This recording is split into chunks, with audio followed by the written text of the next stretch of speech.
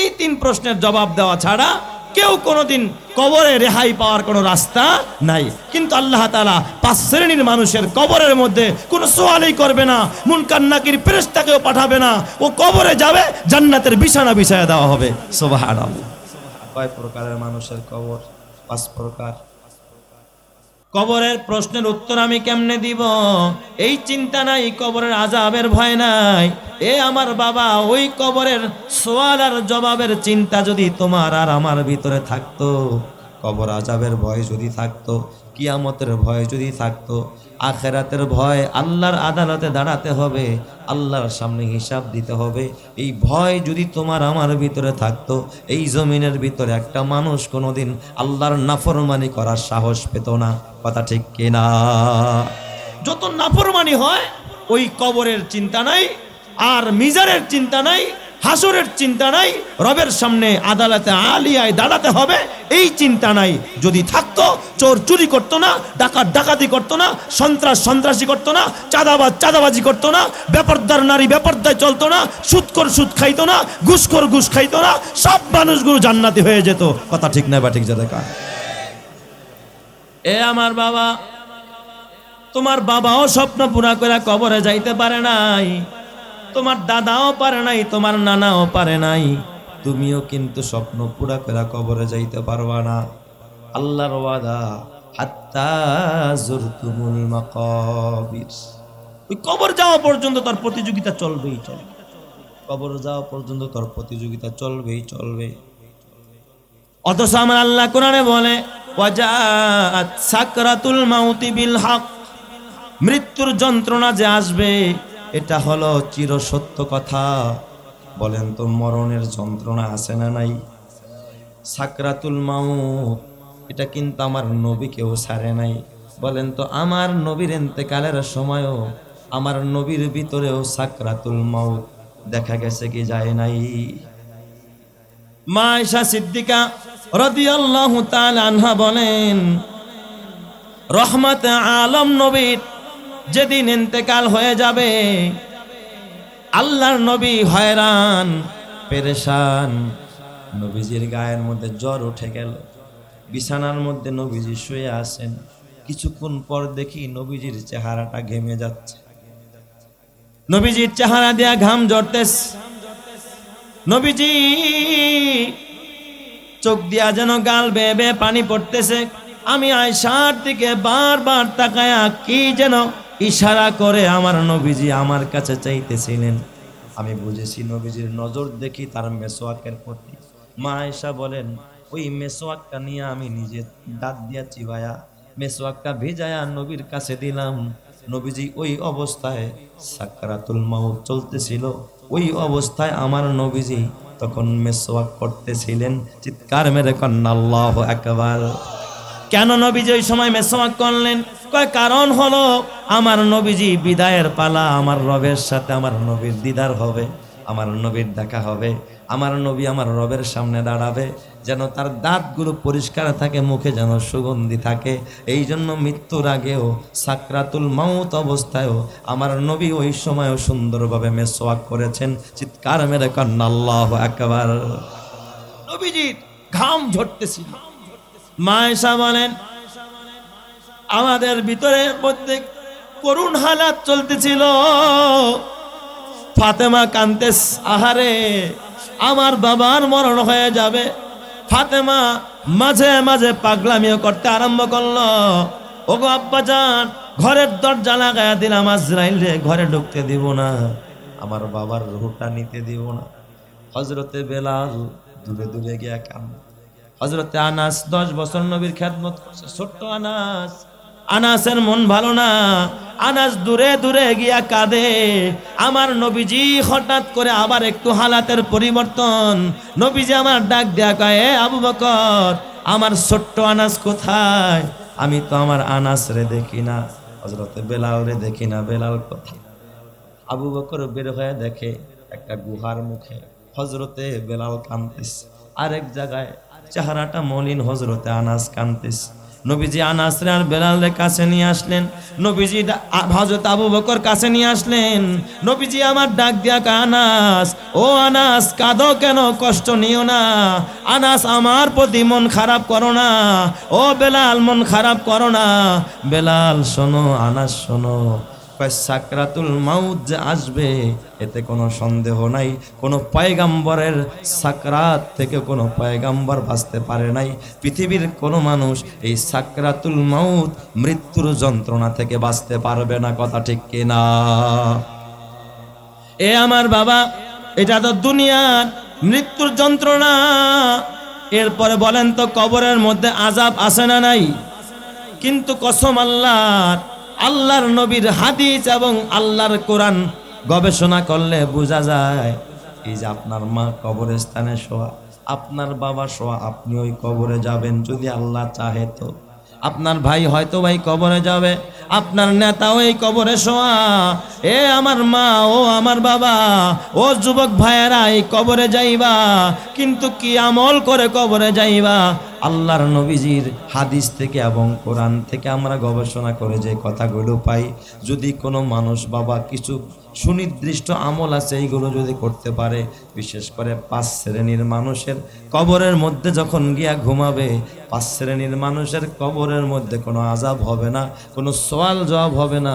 ওরা কবরের মধ্যে ঢুকবে তো আল্লাহ জান্নাতের মেহমান বানায়া দিবে। চিৎকার মেরে কান্না আল্লাহু আকবার। কয় শ্রেণীর মানুষ? 5 শ্রেণীর মানুষ। 5 প্রকারের মানুষের কবরে কোনো সওয়াল জবাব হবে না। বলেন তো, শরহুস সুদূর ফি আহওয়ালিল কুবুর এই কিতাবের মধ্যেও লিখেছে যে 5 প্রকারের মানুষ। এই যে আপনার মা এখানে শুয়ে আছে, আপনার বাবা শোয়া আছে, আহারে আমার মা কি 5 প্রকারের মধ্যে পড়লো কিনা, আমার বাবা পড়লো কিনা, আমি হইলাম কিনা, আমার ভাইটা হলো কিনা, আমার ভবিষ্যৎ কোথায়, আমার মরণ কোথায়, এই চিন্তা যদি থাকতো, এই সমাজের ভিতরে খোদার রহমত বর্ষিত হইতো। কথা ঠিক কিনা জোরে কান? এ আমার বাবা, এই জন্যই 5 প্রকারের মানুষ হয়ে যাও। আল্লাহর নবী বলেছেন 5 প্রকারের মানুষের কবরের মধ্যে কোনো কি হবে না, সওয়াল জবাব হবে না। অথচ প্রত্যেকটা মানুষের কবরের মধ্যে সওয়াল জবাব আছে না নাই? কয়টা প্রশ্ন করা হবে? 3টা। 1 নম্বরের প্রশ্ন করা হবে মার রব্বুকা, তোমার রব কে। 2 নম্বরের প্রশ্ন হবে ওয়ামা দীনুকা, তোমার দিন কি, তোমার ধর্ম কি। আর 3 নম্বরের প্রশ্ন হবে ওমান নাবিয়ুকা, অথবা ওয়ামান হাজার রজুলু, এই ব্যক্তিকে যাকে তোমাদের কাছে পাঠানো হয়েছে। এই 3 প্রশ্নের জবাব দেওয়া ছাড়া কেউ কোনোদিন কবরে রেহাই পাওয়ার কোনো রাস্তা নাই। কিন্তু আল্লাহ তাআলা 5 শ্রেণীর মানুষের কবরের মধ্যে কোনো সওয়ালই করবে না, মুনকার নাকির ফেরেশতাকেও পাঠাবে না, ও কবরে যাবে, জান্নাতের বিছানা বিছায়া দেওয়া হবে। সুবহানাল্লাহ। কয় প্রকারের মানুষের কবর? 5 প্রকার। 1 নাম্বার, রহমতে আলম নবী বলেন যেই 5 প্রকারের মানুষের কবরে সওয়াল জবাব হবে না। 1 নাম্বার হইল ওই ব্যক্তি, যেই ব্যক্তি মুসলিম ভূখণ্ড রক্ষার জন্য অতন্ত্র প্রহরীর ভূমিকায় অবতরণ করে। মুসলমানদের ভূখণ্ড রক্ষার জন্য পাহারা দেয়, সীমান্ত পাহারা দেয়। সুবহানাল্লাহ যেরকম সবাই। মুসলমানদের জমি জমি যেন কেউ দখল করতে না পারে, এই জন্য সে সচেতন থাকে। মুসলমানদের দেশ যেন কেউ দখল করতে না পারে, এই জন্য সে অতন্ত্র প্রহরীর ভূমিকা পালন করে। এ আমার বাবা, কসম আল্লাহ, যারা মুসলিম ভূখণ্ড রক্ষার জন্য, যারা দিনে রাতে যারা পাহারা দেয়, আমরা যাদেরকে বর্ডার গার্ড বলি, এটা যদি মুসলিম দেশ হয় আর মুসলমানদের রক্ষার জন্য তার নিয়ত যদি ভালো থাকে যে মুসলমানকে রক্ষা করব, কোনো দাদা বাবুরে 1 ইঞ্চি পরিমাণ জায়গার ছাড় দেব না। মুসলমানদের ভূখণ্ডে কোনো শকুনের নজর যেন ফেলতে না পারে, 1 ইঞ্চি জায়গা দখল করার মতো সাহস এবং পায়তারা আমরা বরদাস্ত করে নিব না। এই মুসলমানদের ভূখণ্ড রক্ষা করার জন্য কোনো মানুষ যদি দিনের পর দিন, রাতের পর রাত পাহারা দেয়, কসম আল্লাহর, এই মানুষটার যদি ইখলাস থাকে, আল্লাহকে সন্তুষ্টি করা যদি মাকসাদ থাকে, এবং অন্যান্য আমল যদি ঠিকমতো করে, এই মানুষটাই কবরে যাওয়ার পর ওর কবরের মধ্যে মুনকার নাকির ফেরেশতা সওয়াল করবে না।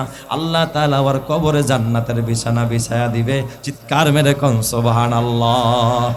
তাহলে মুসলমানদের ভূখণ্ড পাহারা দেওয়া, রক্ষা করা, মুসলমানদের ইজ্জত আর আবরুকে হেফাজতের জন্য যারা সময় দেয়, অতন্ত্র প্রহরীর ভূমিকায় পালন করে, আমার দেশের এক নম্বরে ওলামায়ে কেরাম। কথা ঠিক না ব্যাঠিক যে দেখা ওলামায়ে কেরাম, এই যে আইম্মায়ে মাসাজিদ, মসজিদের ইমাম সাহেবরা, ওলামায়ে কেরাম, এরা অতন্ত্র প্রহরীর ভূমিকায়। আমি তো বলি কসম আল্লাহর, যদি কোনো শকুনরা এই বাংলাদেশের কোনো ইঞ্চি মাটি দখল করার জন্য ওরা যদি এখানে লেলিয়ে আসে, সর্বপ্রথম দেখবেন রক্ত দেওয়ার জন্য আলেমরাই সামনে বাড়ায় যাবে। কথা ঠিক না ব্যাঠিক যে দেখা। অতএব এদের জন্য আল্লাহ তাআলা বিনা হিসাবে জান্নাত। সুবহানাল্লাহ। যদি কোন সভায় কোনো হিসাব হবে না, কবরে কি হবে না, সওয়াল জবাব হবে। আমার বাবা, 2 নম্বর, ওই ব্যক্তির কবরের মধ্যে কোনো সওয়াল হবে না, মুনকার নাকির ফেরেশতা কোনো প্রশ্ন করবে না।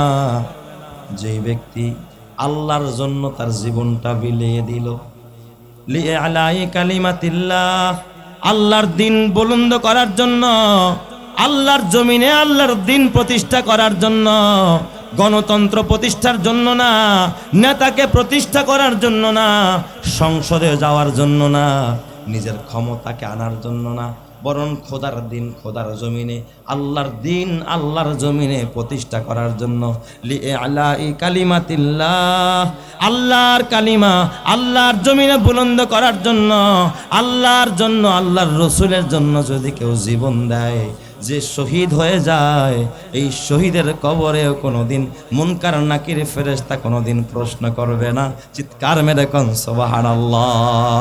তাহলে বলেন তো, আল্লাহর জন্য জীবন দেওয়া, আল্লাহর জন্য এই রক্ত দেওয়া, আল্লাহর জন্য নিজের জীবনকে বিলিয়ে দেওয়া, এটা ওই মানুষই পারে যার কপাল ভালো, যার নসিব ভালো, যার জন্য আল্লাহ তাআলা জান্নাতের দুয়ার খুলে দিয়েছে। জোরে কোন সুবহানাল্লাহ। এই জন্য শহীদরা ওরা মরে অমর হয়ে থাকে। আল্লাহ তাআলা নিজে বলেছেন, খবরদার খবরদার, ওয়ালা তাকুলু লিমান ইউকতালু ফি সাবিলিল্লাহি আমওয়াত, কয় যারা আল্লাহর রাস্তায় শহীদ হয়ে যায়, খবরদার তাদেরকে তোমরা মৃত বলবা না, তাদেরকে তোমরা বলো মৃত বলো না, তারা জিন্দা। এবং তাদেরকে আসমান থেকে ওই কবরের মধ্যে যিনি রিজিক প্রদান করেন তিনি কে? আরো জোরে বলেন না, তিনি কে? আল্লাহ তাআলার পক্ষ থেকে রিজিক দেওয়া হয়, শহীদরা মরে না। এই জন্য আমার বাবা, খবরদার খবরদার, হয়তো তুমি শহীদ হতে পারবা না, শহীদের কাফেলায় নাম লেখাও, শহীদি তামান্না দিলের মধ্যে জায়গা দাও। কসম আল্লাহর, তুমি যদি শহীদি তামান্না দিলের মধ্যে জায়গা দিতে পারো, ওমরে ফারুক রাদিয়াল্লাহু তাআলা আনহু সব সময় দোয়া করতেন, আল্লাহুম্মা ইন্নী আসআলুকা হুব্বাকা ওয়া হুব্বা মান ইউহিব্বুক ওয়াল আমালাল্লাযী ইউবাল্লিগুনি হুব্বাক। আয় আল্লাহ, মেহেরবানি করে তোমার মহব্বত, তোমার হাবিবের মহব্বত আমার দিলের মধ্যে বেশি বেশি করে তুমি পয়দা করে দাও। আর যেই মানুষগুলো তোমাকে ভালোবাসে, ওই মানুষগুলোর মহব্বত তুমি আমার দিলের মধ্যে পয়দা করে দাও। এরপরে হযরত ওমর আল্লাহর কাছে দোয়া করতেন, আল্লাহ তুমি মেহেরবানি করে মাওলায়ে পাক আমাকে শহীদি মরণ দিও, আল্লাহ আমার মরণটা যেন শহীদি মরণ হয়।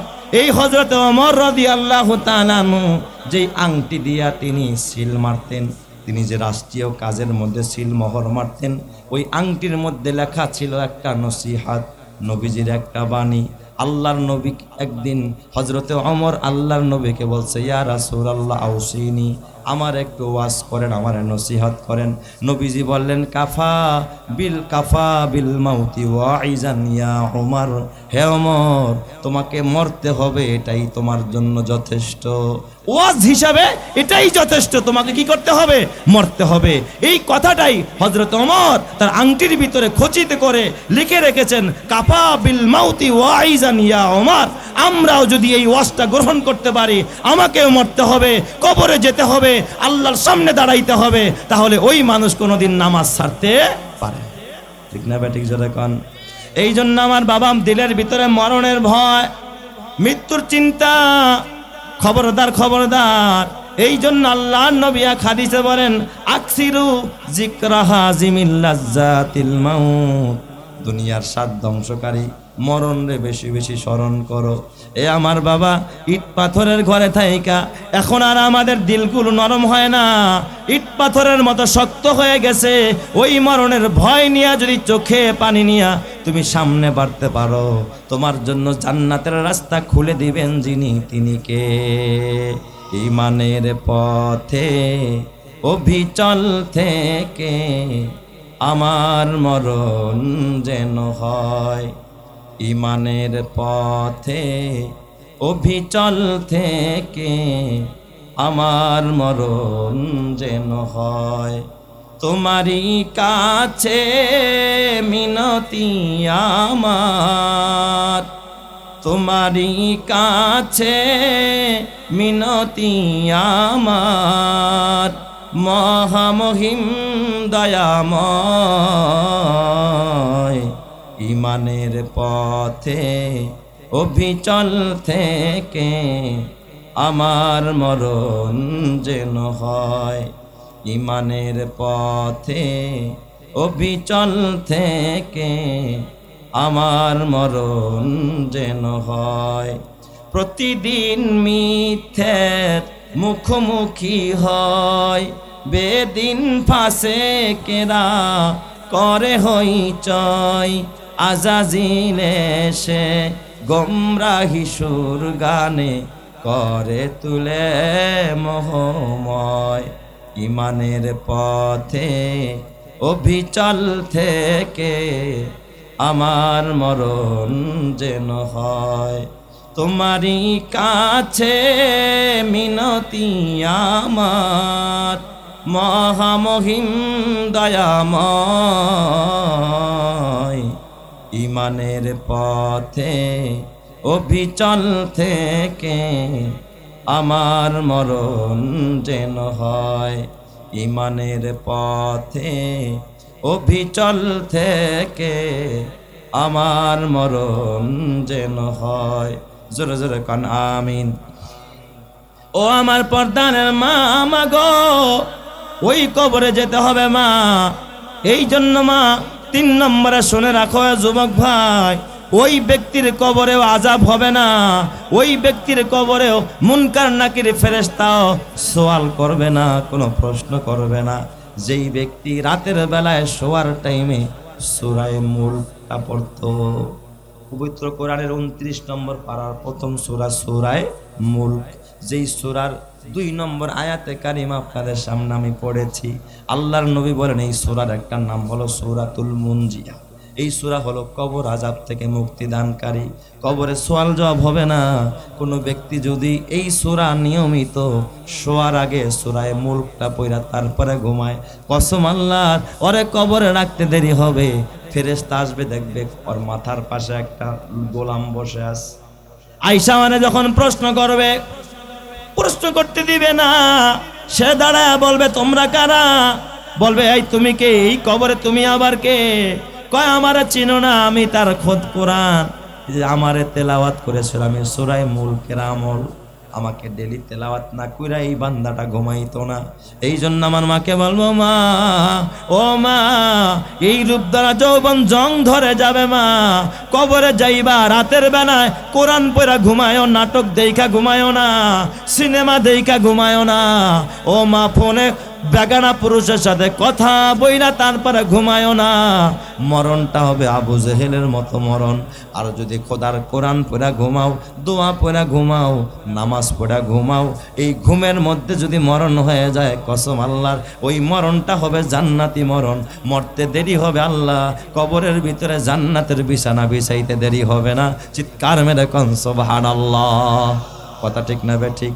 এখন কি আমার মা বোনেরা এই আমলগুলো করে নাকি? এই জন্য আমার মা, ও পর্দানের মা, মা গো, তোমার মায়ও গেল খালি হাত, তুমিও যাইবা খালি হাত। ও মা, কালকে যদি মরে যাও, নাকের ফুল সাথে থাকবে না, কানের দুল সাথে থাকবে না, গলার মালা থাকবে না, হাতের বালা থাকবে না মা, ইন্ডিয়ান থেরাপিস্টটাও সাথে যাবে না, সব খুলে ফেলবে। এরপরে সাদা কাফনে মোড়ায়া তারপরে তোমারে কবরে নামায়া রাখা হবে গো মা। খবরদার, হযরতে ফাতেমা যেইভাবে কবরে গেছেন তোমাকেও সেইভাবে কবরে যেতে হবে। মা খাদিজা যেইভাবে কবরে গেছেন তোমাকেও সেইভাবে কবরে যেতে হবে।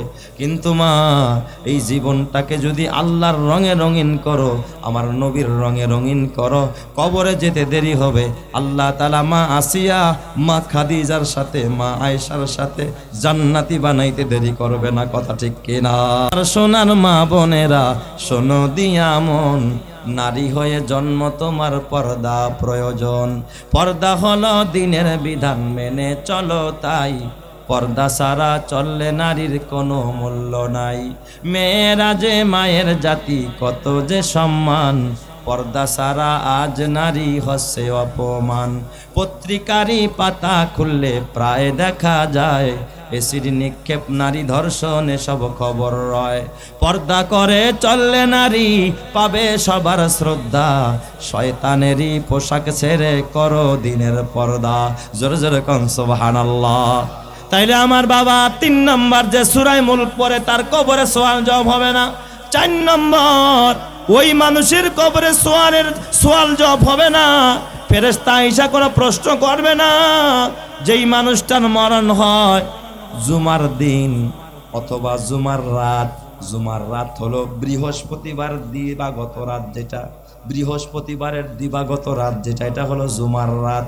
আর শুক্রবার দিন একেবারে বেলা ডোবার আগ পর্যন্ত এটা হলো জুমার দিন। এই জুমার রাতে অথবা জুমার দিনে কোনো মুমিন অথবা কোনো মুমিনা যদি মারা যায়, আপনি বুঝে নেবেন তার মরণটা বড় ভালো মরণ হয়েছে। এই মানুষটাকে আল্লাহ তাআলা কবরে কোনো প্রশ্ন করবেন না, ওরে বিনা হিসাবে জান্নাতি করবেন কে? তবে আমার বাবা খালি জুমার দিন মরলেই এই কথা বলা যাবে না যে লোকটা জান্নাতি। অনেক সময় অনেক বখাটে উল্টা পাল্টা লোকও জুমার দিন মারা যায়, যায় কি যায় না? হ্যাঁ, তবে যদি এই মানুষ মারা যায় যার ঈমান ঠিক ছিল, আমলও ঠিক ছিল, কিন্তু এই লোকটা জুমার দিন মারা গেছে, আপনি চোখ বন্ধ করে বলতে পারেন লোকটা জান্নাতি। জোরে কোন সুবহানাল্লাহ। এটা একটা ভালো মরণের লক্ষণ রে বাবা। এই জন্য আমার বাবা, অথচ আমাদের সমাজে জুমার রাতে বৃহস্পতিবার দিবাগত রাতে গায়ে হলুদের অনুষ্ঠান হয়, ডেকসেট পিটায়, হিজলা নাচায়, তারপরে দেখবেন কত রকমের নোংরামি এই রাতগুলোতে চলে। শুক্রবার দিন আমাদের দেশে নোংরামি চলে সবচাইতে কম না বেশি? সবচাইতে বেশি নোংরামি চলে জুমার রাতে আর জুমার দিনে। অথচ এই দিন যদি কেউ মারা যায় খোদার জান্নাতি হয়, বিনা হিসাবে জান্নাতি হয়। জোরে কোন সুবহানাল্লাহি ওয়া বিহামদিহি। এই জন্য যুবক ভাই, বলো তো জুমার দিন গুনাহ করা যাবে নাকি? আমি ধন্যবাদ জানাই ওই যুব সমাজকে, যেই যুব সমাজেরা কনসার্ট না দিয়া, গান বাজনা না কইরা এই কবরস্থানের পাশে, গোরস্থানের পাশে এত সুন্দর একটা জান্নাতের বাগান কায়েম করেছে। আল্লাহ যেন এই আয়োজনের বরকতে কবরবাসী সকলের কবর আযাব মাফ কইরা এলাকায় খাস রহমত ও বরকত দান করে। জোরে কান আমিন। আরো জোরে বলেন না আমিন। এটা গেল 4 নম্বর। আর 5 নম্বর, ওই ব্যক্তির কবরের মধ্যেও কোনো সওয়াল আর জবাব হবে না। যেই ব্যক্তি পেটের পীড়ায় মারা যায়, পেটের অসুস্থতা কমে না, পেটের সমস্যা মশালাই গেছে, দাস্ত হইতেই আছে, কিছু খাইতে পারে না, বদ হজম শুরু হয়ে গেছে, পেটের পীড়া। আল্লাহর নবী বলেছেন, বিশেষ করে নৌকায় ডুবে যারা মারা যায়, আগুনে পুড়ে যারা মারা যায় তারা হুকমান শহীদ।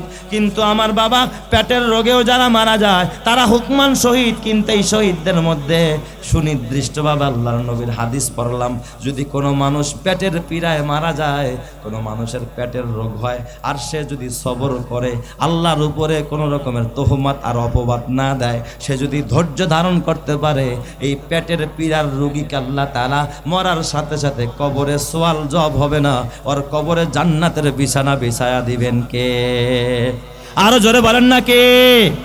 তাহলে রোগ এটাও কি নিয়ামত? কার জন্য নিয়ামত? যে সবর করবে। এ মা, এই দারিদ্রতা এটাও নিয়ামত। অনেক মা সবর করতে পারে না, স্বামী বাজারে গিয়া নাকের ফুল আনতে পারে না, কানের দুল আনতে পারে না, দামি ইন্ডিয়ান 3 পিস কিনে দিতে পারে না। ওই মা যদি সবর করে আল্লাহ আর স্বামীরে যদি ডাক দিয়া কয়, স্বামী আমার তুমি যা দিছো তাতেই আমি সন্তুষ্ট, আমার দামিটা লাগবো না, ইন্ডিয়ানটা লাগবো না, তুমি একটা সুতি কাপড়ের জামা বানায় দাও, তুমি যদি খুশি থাকো আমি তাতেই খুশি। কসম আল্লাহর, দেখবেন ওই স্বামী খুশি হয়ে যাবে, স্ত্রীও যদি খুশি হয়ে যায়, আরশের মালিক আল্লাহ খুশি হয়ে যাবে। ওই নারী মরতে দেরি হবে, আল্লাহ ওই নারীকে জান্নাতি বানাইতে দেরি হবে না। জোরে কোন সুবহানাল্লাহ। বর্তমান মা বোনদের মধ্যে এই শুকরিয়া নাই। এই জন্য আল্লাহর নবীর হাদিস শোনেন, আল্লাহর নবী বলেন, মান কাল্লা মালুহু ওয়া কাসুরা আয়ালুহু ওয়া হাসুনাত সালাতুহু ওয়া লাম ইয়াগতাবিল মুসলিমিন জাআ ইয়াউমাল কিয়ামাতি হাকাযা। আল্লাহর নবী কয়, যার মাল কম কিন্তু পরিবারের সদস্য বেশি আছে না, অটো চালায়, ভ্যান চালায়, 6 জন সন্তান, কয়জন? 6 জন সন্তান, ভ্যান চালায় খায়, অটো চালায় খায়। আহারে, চাউল কিনলে ডাউল কিনতে পারে না, নুন কিনলে তেল কিনতে পারে না, এমন ফ্যামিলিও সমাজে আছে না নাই? নবীজি বলে, এই ব্যক্তি যার মান কল্লা মালুহু ওয়া কাসুরা আয়ালুহু ওয়া হাসুনাত সালাতুহু, কিন্তু তার নামাজ অনেক সুন্দর, ওয়ালাম ইয়াগতাবিল মুসলিমিন, কিন্তু সে কোনো মুসলমানের বিরুদ্ধে কোনো ধরনের বাবা গীবাত করে না, আল্লাহর প্রতি কোনো রকমের শিকায়াত করে না। আল্লাহর নবী বলে, যা ইয়াউমাল কিয়ামাতি হাকাযা, কয় আমার 2 আঙ্গুল যেমন পাশাপাশি, ওই মানুষটা আমি মুহাম্মদের সাথে কিয়ামতের ময়দানে একই সাথে খোদার জান্নাতে থাকবে। জোরে কোন সুবহানাল্লাহ। তাহলে সবর যদি আমার কোনো মা করতে পারে, কোনো বোন করে, কোনো ভাই করে, কোনো ঘরওয়ালা করে, ওই ঘরের ভিতরে রহমত আর বরকত দিবেন যিনি, তিনি কে? আরো জোরে বলেন না, তিনি কে?